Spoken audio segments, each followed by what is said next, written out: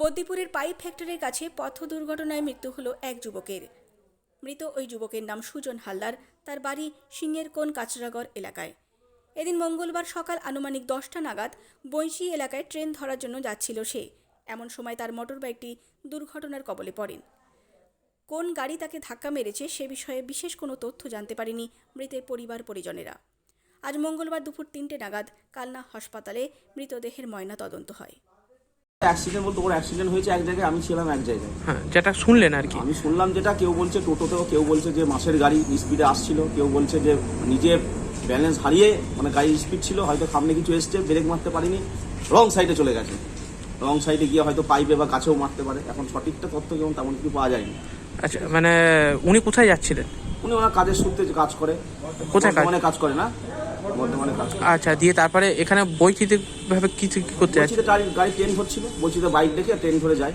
আচ্ছা, কোনখানে অ্যাক্সিডেন্টটা হয়েছে? অ্যাক্সিডেন্টটা হয়েছে ওই বদ্দিপুরের ওখানে কোথায় পাইপ কারখানা আছে তার একটু আগে পরে মধ্যে হয়েছে, জামনার আগে।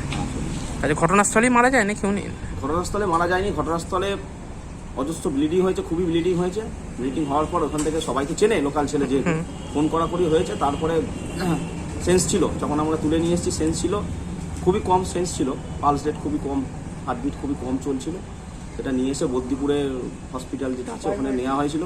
ওখানে ওনাদের সাধ্যমতো যেইটুকুনি করার, যতটা করার চেষ্টা ওনারা করেছেন, ঠিক আছে। তারপরে সঙ্গে সঙ্গে ওরা তো রেফার করেছে সাব ডিভিশনে হসপিটালে, এখানেই মারা যায়। আনতে আনতে ডাক্তারবাবুদের বক্তব্য এখানে মারা যায়নি, রাস্তাতেই স্পট ডেথ হয়ে গেছে। কি নাম আপনার? আমার নাম অমিত মন্ডল। কে হয় আপনার? আমার মামার ছেলে। ঘটেছিল, ও বর্ধমানে সোনার দোকানে কাজ করত। তা সকালবেলা প্রতিদিনই ট্রেন ধরবে বলে যাচ্ছিল আমাদের সিঙ্গারগঞ্জ থেকে গাড়ি, আমার গ্রামের নাম কাচরাগড় থেকে গাড়ি নিয়ে বৈশী স্টেশনে রেখে বর্ধমানে ট্রেনে যায়। রোজই ওইভাবেই যায়? রোজই ওইভাবেই যায়। তা আজকেও সকালবেলা ওর সঙ্গে দেখা হলো, নিচে এলো, না গিয়ে শৈশাপত করে ও গাড়ি নিয়ে বেরিয়ে গেল। তা বেরিয়ে গিয়ে বদ্দিপুরি পার হয়ে তালার মোড় ওখানে একটা পাইপ ফ্যাক্টরি হয়েছে নতুন, পাইপ ফ্যাক্টরি পার হয়ে ডান দিকে অ্যাক্সিডেন্ট অবস্থায় পড়েছিল। পাইপ ফ্যাক্টরি কোনো এক ড্রাইভার দেখে বদ্দিপুর হসপিটালে ভর্তি। হেলমেট পরা ছিল? হেলমেট পরা ছিল, হেলমেট অবস্থায় পড়েছিল। হেলমেটটা 5-6 টুকরো হয়ে গেছে। তা ও সেই অবস্থায় বদ্দিপুর হসপিটালে নিয়ে গিয়েছিলো। আমরা জানতে পারিনি কিসের মেয়েকে, টোটোই না মাছের গাড়ি সেটা আমরা বলতে পারবো না দাদা। তা আমরা বদ্দিপুর থেকে ওকে রেস্কিউ করেছি, নিয়ে আমরা কাঁলায় নিয়ে আসছিলাম, আসার পথই ডেথ হয়ে গেছে। কি নাম ওনার? ওর ভালো নাম হচ্ছে সুজন হালদার, ডাক নাম হচ্ছে পাপাই বলেই পরিচিত।